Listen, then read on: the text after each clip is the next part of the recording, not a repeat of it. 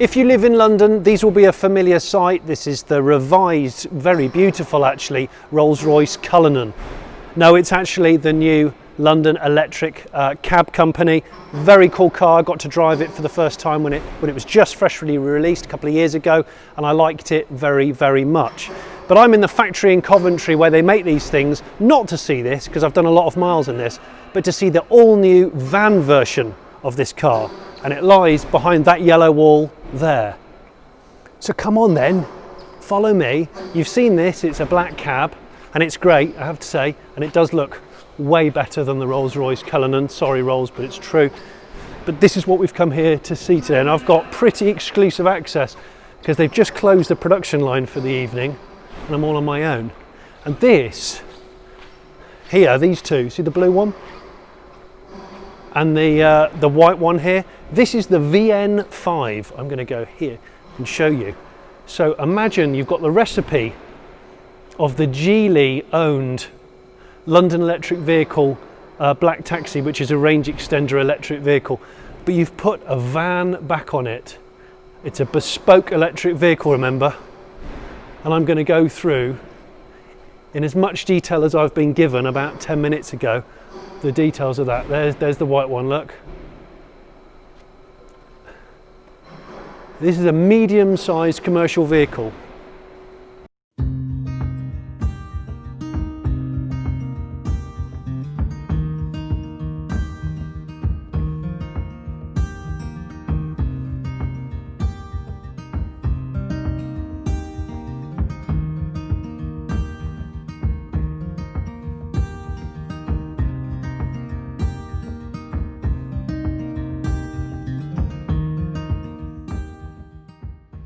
So why should I care about the fact that this car is coming out? Well, this year, 2020, is supposed to be the big influx of zero emission or near zero emission vehicles for deliveries, commercial use. And that's why this car, van, is really important, okay?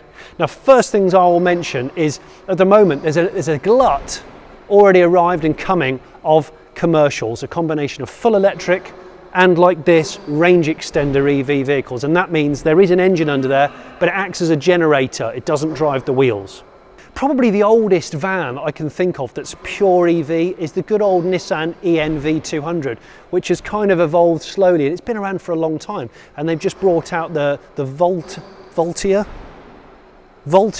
XL model, which is a higher roof version, more space, and you can still buy that van, and that van does 200 kilometers of range. Like I said, it's EV only, pure battery power, 8 meters cubed of space, which is really pretty big. And if you want pure EV, you can consider the offerings from Peugeot with a partner, the Citroën e-Dispatch, the Renault Master, the Mercedes e-Vito, I think, is not quite out yet. The VW's e-Craft, that isn't quite out yet. And then the Ford Transit plug-in hybrid van, PHEV. That's all in the midst at the moment. Very few of those are actually on sale. Some of them you can pre-order. But I don't want to cloud this feature with all of those. And there's, of course, bespoke vans like this and like is it the Volta? Yeah, the Volta in Scandinavia. There's a couple of little companies bringing out just pure bespoke vans. This, and you can see it there with the skeleton model. This is a 100% ground up new model based upon the taxi. The taxi is aluminium bonded structure, skeleton structure, using aerospace hot glue basically. Hardly any rivets, no welds. And then it's clad in composite panels, okay? This has the front end of the taxi. All of this is the same as the taxi. The taxi is called the TX. This is handily called the VN5. And you're going, what does VN5 mean? And I'm going, well, I'm going to look in here because I've only just been told. So the VN stands for van, and 5 stands for 5 meters cubed, which is what you can fit inside it. Albeit they say you can actually fit 5.5 meters cubed, so it should really be called the VN 5.5. That doesn't matter, it's not a catchy name anyway. But the product is fundamentally good. And before I carry on, remember, Geely, this company that owns this, also owns Volvo, also owns Lotus, and also owns a couple of other ventures, and that's why they made a really good job, I think, of the black taxi, and that's why I was always eager to come and see this. So just like its London taxi brother, the drivetrain and the skeleton is kind of the same. Under the bonnet there, you've got a 1.5 litre 3-cylinder petrol engine, Volvo derived, and that runs a generator that never comes into contact with the driven wheels. The driven wheels are here, rear wheel drive, and there's a motor, an electric motor that lives underneath there, and I'll show you that in a minute with that skeleton cutaway. I like skeleton cutaways, they're great. Amongst your lovely bits of aluminium that you can see its construction, there's the 1.5 litre Volvo derived engine, there's your generator block on the side, right there, and that just charges the battery pack, so you have the choice. You can either drive it by the generator and hold the battery power till you say go into the city off the motorway, or you can drive it in smart mode. It has 3 different modes. I've driven it, I should remember, but it's a couple of years ago. So what that is 120 kilowatt peak motor in the rear, okay, and then the engine is 60 kilowatts of power. Just to remind you, this is where the battery pack lives on the taxi and the van. 31 kilowatt hour battery pack, lithium ion, and it lives under the driver and the passenger floor. Now the taxi will do 63 miles in electric mode only, and 301 miles when it combines that power. Now if you don't know what I'm talking about with the range extender, if you know what the Vauxhall Ampera is and the Chevrolet Volt, they have the same principle. In fact, the Transit van PHEV, I think, is the same principle. The engine on board is a generator. It doesn't actually come into contact with the driven wheels. The idea being that when the battery pack runs out, it can generate the power with the engine and create less drag and less load bearing than it would be if it was actually trying to power the whole gearbox of the van. I think it's a great system. Having owned a Chevy Volt, I've lived with that range extender EV, and I think it's a fantastic solution, especially if you have a fear of range. Any drifters out there, you've got proper wheel lock envy here. Look at the steering lock on this. So 10.1 meters turning circle for the van. The taxi was better, 8.5 meters, but this is still class leading because of this suspension setup, and it just looks broken. I love it. By the way, that noise in the background is the only person in here, and that is a robot opening and closing a door of one of these as a test, and it will be doing it all weekend. It's Friday now. It'll be doing it all weekend. Yeah, so you've got smart mode where it decides to go from the power of this to the pure battery power, or you can press a button for pure EV and use the battery power alone. So that's if you're going into cities where there's restrictions, and they can actually geofence this car apparently. They've said they can do that so that it can be running mandatory on e-power only in certain areas. Companies can do that. And the other thing you can do is you can save the battery power. So as soon as you get in the car and unplug it, you can press save. That holds the battery power. So say if you're going straight on the motorway down to London from, I don't know, Birmingham, you can then use your battery power in town, which is where it's most efficient. Overall though, it'll do 300 miles, I think. So what they've quoted, EV only, over 58 miles. And overall WLTP 290 miles. That's using obviously the fuel with the generator and then the fully charged battery pack. It's the combination of the two. In other words, you don't get range anxiety. You could have a flat battery and you could be asked to drive that van to Scotland from London, and you could just get in and do it. As long as you've got fuel to fuel the generator, it'll still work, but you can also rapid charge it, and I'll talk about that in a sec. You can get this van with a single or a double sliding side door, which slides like this. Pretty conventional stuff, right? The VN5 is designed to take 2 European pallets. You can load one in through here with a forklift truck, and you can load one in through the back, and the back has a 60-40 split opening back end, which I'll show you a bit more of in a minute. So 60-40 rear doors, 2 European pallets you can fit in there, sliding door, one as standard, or you can delete option them and have none, or you can add another sliding door. And there's 8 tie downs inside, and there's a spare wheel which lives on the inside of this wall, this side here. What's interesting is this van is actually 400 millimeters longer overall than the black taxi.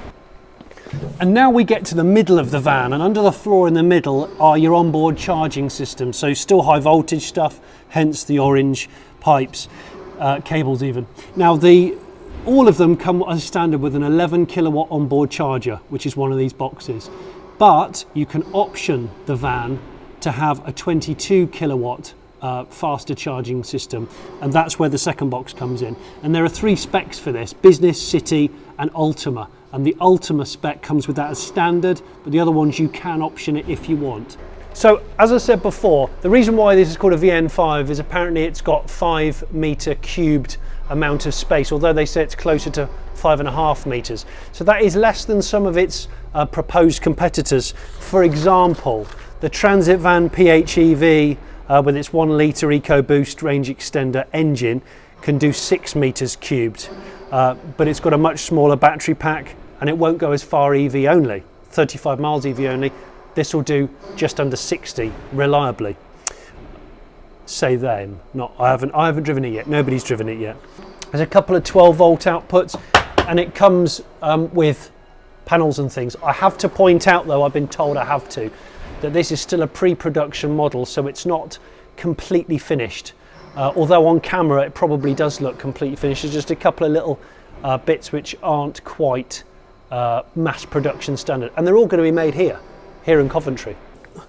That's the other business end, that's the high voltage business end. So up there you got the 3-cylinder 1.5 petrol generator here, rear wheel drive. This is the axle here, and the motor, 120 kilowatt motor. They are all rear wheel drive, of course they are. And with a steering lock like that, there could be some fun to be had. So the skeleton, when you look at it, you can see the full bones and carcass of it all in these aluminium extrusions. It's 2 meters high, and the reason why they've made it this height is because it's going to go in and out of urban spaces, perhaps into underground car parks, underground delivery areas for shops and businesses, and that's quite crucial. There is no part of this car that I can see or that I've been told of that is steel. It's nearly all aluminium, and then the body panels are composite. The body panels are cold glued on, these are hot glued on, so this is an industrial specialist process, whereas the composite panels are not so specialist, which is why if you have a little crunch, you can probably easily change those. So these are pre-production cars. They're almost on the home straight of starting to manufacture them and know how they're going to do it. There's been various big companies, 25 in fact, who have been trialling some of these already, like DPD, to give a couple of the bigger names, Speedy Hire, and there's also a company that delivers letters that I can't possibly give you the information on. But in the real world, the great thing about these is they are that stepping stone between a full EV battery-only van, of which there's some great ones coming, but they're much better than a hybrid or a normal piston vehicle. And I like the fact that they've made a point of trying to make it light, they've made a point of trying to make it quite luxurious and driver-focused, because certainly if you look at the black taxi, the previous black taxi, it was appallingly unergonomic in there. I'll show you what it's like in here now. It's 2-seat only. Some of the rival vehicles are 3-seat. They've said there's a chance of a 3-seat option, but it's a good place in there. Having driven it as a cab, it's a really good place in there. And I think this is first in a segment, full LED headlights as standard. They've used a lot of the Volvo parts bin on this car, make no mistake. It's probably at this point in the video that I'll put some sexy B-roll material and aspirational driving instead of just me stood next to the car. So let's put that in now.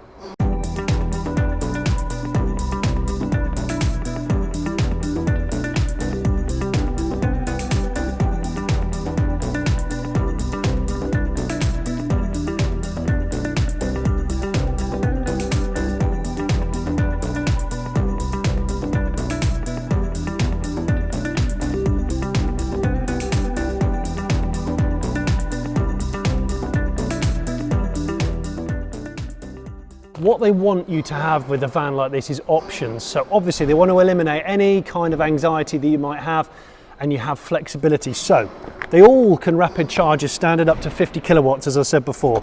And there you've got your Type 2, which is your normal charger for home charge, wall units, that kind of stuff. Here you've got your CCS, your combined charging system, up to 50 kilowatts of rapid charge, so 0 to 80% of charge in half an hour typically. But if you don't find a charger with CCS and you want options, you can option it with CHAdeMO, which is another fast charge socket, really popular in Japan, first seen really on the Nissan Leaf. In other words, you will find somewhere to charge this car, whether you want it fast or slow or what. Now, as I said before, it's really familiar to the London taxi in here, but if you haven't been in the London taxi, I can just refresh your mind. Basically, this is a Volvo steering wheel, Volvo switchgear, it's quite familiar. That's a Volvo gear shift knob, a little nodule, drive, neutral, reverse, sorry I just did a burp. The start and stop switch, it's Volvo. There's loads of parts been on it. In fact, this whole infotainment system is Volvo. The other thing I want to point out, and I've only just noticed this, is normally on the black taxi, this infotainment system is tilted towards the driver, and that's because there's no passenger seat in a black taxi, whereas this one has a passenger seat, and this is more flat on the dash in a conventional way so that the passenger can play around with the infotainment if they want to. You've got a little, this is sort of floaty panel here, big rubberized space down here, 2 cup holders, a load of space down here for charging, and also, oh, critical element back here, that is a bolt-in bulkhead, and it comes with that as standard, but I have just been told it is a delete option. So you can also take out the passenger seat. If you wanted to, you could run pipes and things, or if you were carrying long pieces of wood and you didn't want to put them on the roof, you could put them in the van and utilize this space. Or you could just drill holes in the bulkhead to thread copper pipes through, or whatever. There's many options. Anyway, service intervals with this thing, 25,000 mile service intervals, and crucially what you have to bear in mind with these sorts of cars is it's the sort of cost of overall ownership and the cost to run on a monthly basis, which will be lower than a normal piston vehicle. In other words, the price to buy it initially will be higher, but the running costs will be lower, and obviously it'll be more eco-friendly in terms of tailpipe emissions and stuff like that. 25,000 mile service interval, 5-year 150,000 mile warranty for the whole vehicle, and the battery warranty is 8 years. I'm going to go for a nose in this one, the blue vehicle. This has been decked out to look like the kind of trades van that you would see. So there's your bulkhead, which, as I said before, is optional. You can unbolt it if you want, you can have it not in there whatsoever.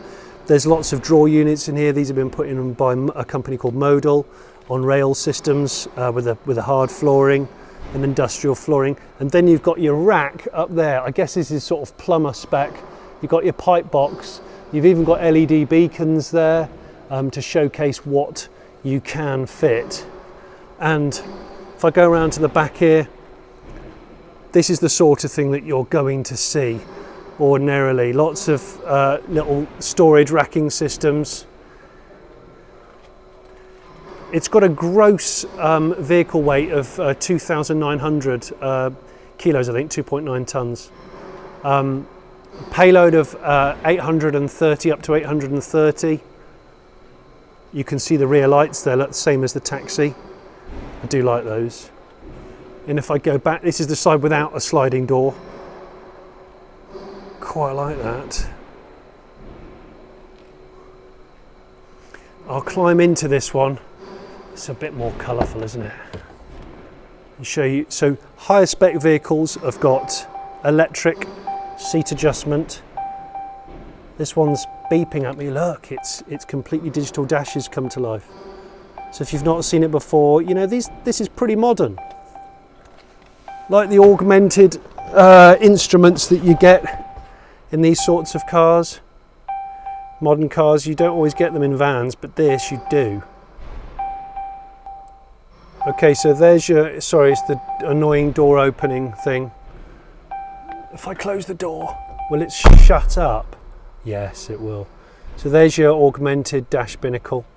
This is your POV when you're in one of these, or if you want to, it's exactly the same as the black cab. Okay, Okay, let's talk money.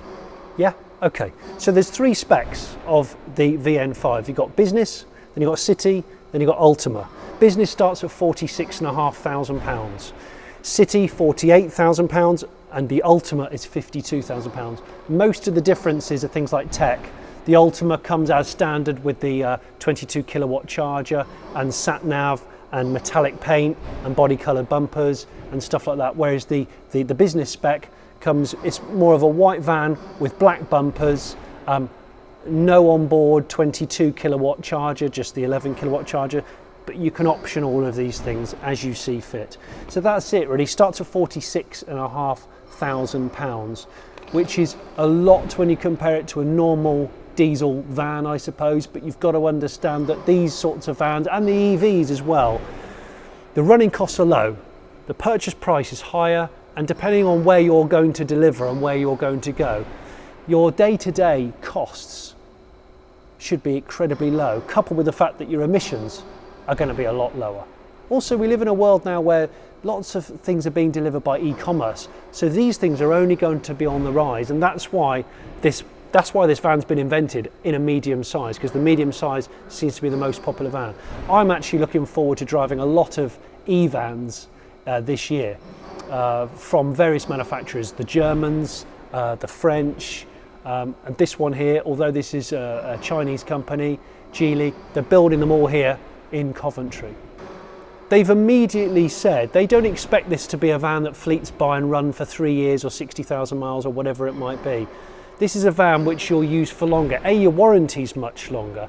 B, you've got no corrosion to worry about because it's aluminium and composite. So actually, in other words, maybe there's going to be more of an ethic of buying less vehicles and having them for longer. And I know there's an awful lot of companies like UPS who are thinking of repurposing diesel vans into electric vans rather than buying all new vehicles. But if you're going to renew a fleet, maybe that's the right thing to do. Buy one that's more expensive initially, but it has much lower running costs, has a higher warranty, a longer warranty, and it's built to last. Let's make things last a bit longer again. We used to. Well, thank you very much for watching this. I have been Jonny Smith, this is Car Pervert, and this is quite consumer, isn't it? Being in a factory on my own. It's quite cool, isn't it? It doesn't happen very often. All I've got is a robot in the background opening and closing a door all weekend, and it's Friday night. So I am going to go home now, but I hope you've enjoyed the feature on the VN5, the London taxi that isn't a taxi that's now a van, that looks better than a Rolls-Royce Cullinan. If you haven't already subscribed, why not subscribe? You're going to get a good mix of EV, but also modified cars. You're also going to get old historic stuff, weird things like barn finds. And if you're a Patreon and you support me through Patreon, thank you very much. If you don't know what Patreon is, there will be a link in the description. And if you want to support me that way, that would be fantastic.